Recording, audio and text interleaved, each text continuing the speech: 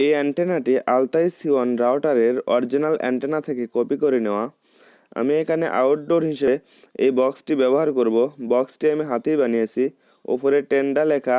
এটি F3 রাউটারের ওপরকার part. আমার কাছে একটি পুরাতন রাউটার ছিল, তাই আমি এটি বানিয়েছি। দেখুন ভিউয়ার্স, এই কভারের ভিতরে এই অ্যান্টেনাটি এভাবে সেটিং হবে যাতে পানি প্রবেশ না করে। এই কারণে আমি সিলিকা জেল আটা ব্যবহার করেছি। এখানে রাউটার হিসেবে ব্যবহার করব টেন্ডা কোম্পানির N301 এই রাউটারটি।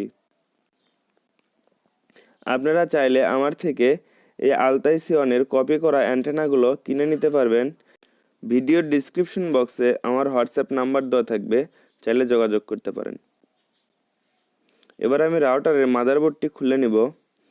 দেখুন ভিউয়ার্স, এখানে রিয়েলটেকের চিপসেট ব্যবহার করা হয়েছে। টেন্ডা কোম্পানির কম দামের ভিতরে এই রাউটারটির রেঞ্জ অনেক ভালো, তাই আমি এই রাউটারটি দিয়েই ওয়াইফাই জোন অথবা এরকম আউটডোর রাউটার বানিয়ে থাকি।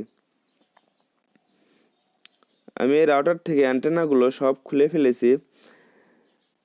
এখানে এই অ্যান্টেনাটির সাথে এই রাউটারের মাদারবোর্ড সেম এভাবে আটকানো হবে। এগুলো যেহেতু মিমো অ্যান্টেনা, তাই এখানে দুটি কেবলই অ্যান্টেনার সাথে ভালোভাবে ফিটিং হবে।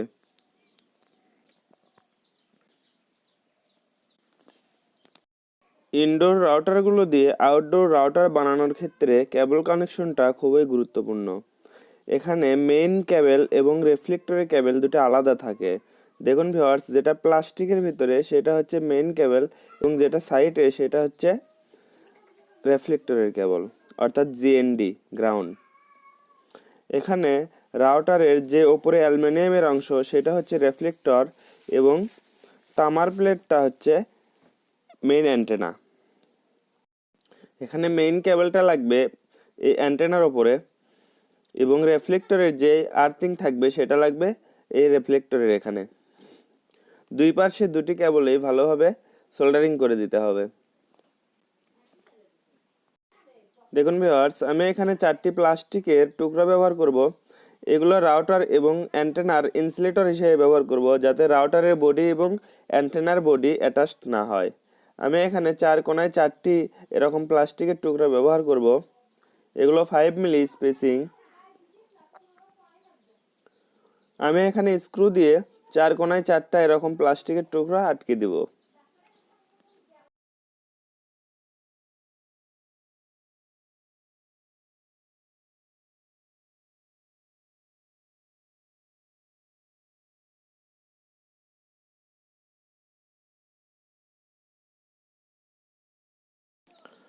দেখুন ভিউয়ার্স, 4 কর্নারে 4টি প্লাস্টিক দিয়ে আমি আটকে দিয়েছি। এগুলো স্ক্রু দিয়ে আটকানো হয়েছে পরবর্তীতে যাতে খোলা যায়, এই কারণে আমি স্ক্রু ব্যবহার করেছি এবং এই অ্যান্টেনাটির সাথে আমি এটি আটা দিয়ে আটকে দেব। দেখুন সেম এভাবে আটকানো থাকবে যাতে অ্যান্টেনার বডির সাথে রাউটারের বডির কোনো কানেকশন না থাকে।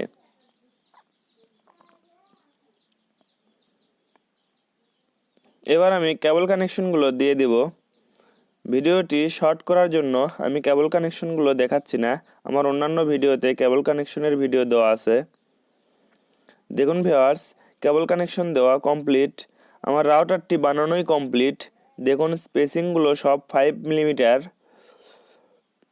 রাউটার থেকে রিফ্লেক্টর 5 মিলিমিটার এবং রিফ্লেক্টর থেকে অ্যান্টেনা 5 মিলিমিটার স্পেসিং।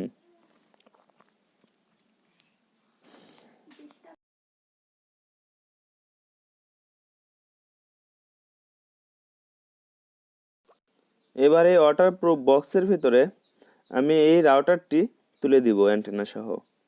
দেখুন ভিউয়ার্স, রাউটারটির অ্যান্টেনা সহ এভাবে বক্সের ভিতরে ফিটিং করতে হবে। আপনারা চাইলে যে কোনো রাউটারের মাদারবোর্ড অনুযায়ী বক্স তৈরি করে নিতে পারবেন এবং আমার থেকে এরকম আউটডোর রাউটার বানিয়ে নিতে পারবেন যে কোনো রাউটারের মাদারবোর্ড দিয়ে। তবে এটি ন্যাটিস এবং টেন্ডা রাউটারে সবচাইতে ভালো হয়, কারণ টেন্ডা রাউটারের সিগন্যালটা স্ট্রং এবং টেন্ডা কোম্পানির রাউটারগুলো কনফিগারেশন করাও অনেক সহজ। তাই আমি রিকমেন্ড করি টেন্ডা কোম্পানির রাউটারগুলো দিয়ে আউটডোর রাউটার বানাবেন। এটি রিপিটার অথবা তার ছাড়া মোডেও ভালো কাজ করে।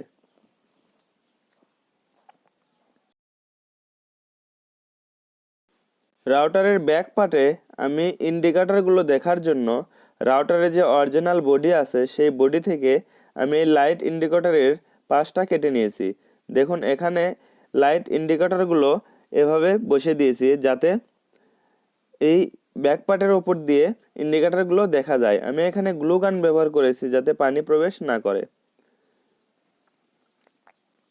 এটা এভাবে আঠা দিয়ে অথবা নাট দিয়ে আমি এখানে আটকে দিব।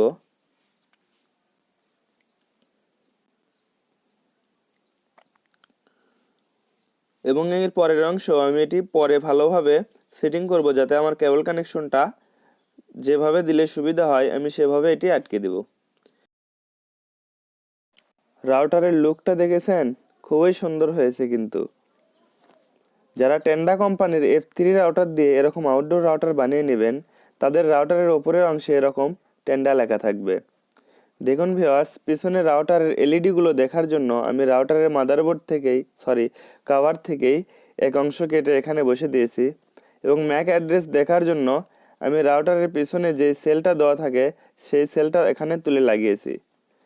কেবল কানেকশন দেওয়ার জন্য এখানে একটি ছিদ্রি রেখেছি। যেহেতু এটি ক্যাট 6 কেবলের মাধ্যমে আমি ভোল্টেজটা দিব। এই রাউটারে কোনো ভোল্টেজ রেগুলেটর বা স্টেপ ডাউন কোনো সার্কিট ব্যবহার করা হয়নি। এই রাউটারটি অরিজিনাল যে চার্জার আসে সেই চার্জার দিয়ে 15 মিটার পর্যন্ত উচ্চতায় রাখা যাবে। এটি 15 মিটার কেবলের বেশি ব্যবহার করলে এই রাউটারের ভিতরে একটি ভোল্টেজ স্টেপ ডাউন রেগুলেটর ব্যবহার করতে হবে এবং আলাদা একটি চার্জার ব্যবহার করতে হবে। এই কভারটি লাগানোর পরে এর ওপরে নর্মাল যে আঠাগুলো পাওয়া যায় সিলিকা জেল অথবা ডান্ডি আঠা, সেই দুই আঠার মধ্যে যে কোনো একটি আঠা ব্যবহার করতে হবে যাতে পরবর্তীতে এটি খোলা যায়। আমি এই দুই পাশে দুটি স্ক্রু ব্যবহার করব যাতে এটি সটকে না যায়। দেখুন ভিউয়ার্স, কোম্পানির যে আলতাই C1 রাউটারের অ্যান্টেনা আমি মডিফাই করে আউটডোর রাউটারটি বানাইলাম। দেখুন রাউটার দুটি দেখতে কি রকম, দেখুন বানানোটাই অনেক সুন্দর দেখাচ্ছে। এই রাউটারের রেঞ্জ টেস্ট ভিডিও এই ভিডিওর ভিতরে দিলাম না কারণ ভিডিওটি অনেক বড় হয়ে যাবে। পরবর্তী ভিডিওতে সম্ভবত আজকে আমি রেঞ্জ টেস্ট করে আপলোড করে দেব। তাই যারা সাবস্ক্রাইব করেননি আমার চ্যানেলে তারা অবশ্যই সাবস্ক্রাইব করে রেঞ্জ টেস্ট দেখার জন্য অপেক্ষা করুন। ভিডিওটি ভালো লাগলে অবশ্যই একটি লাইক করবেন।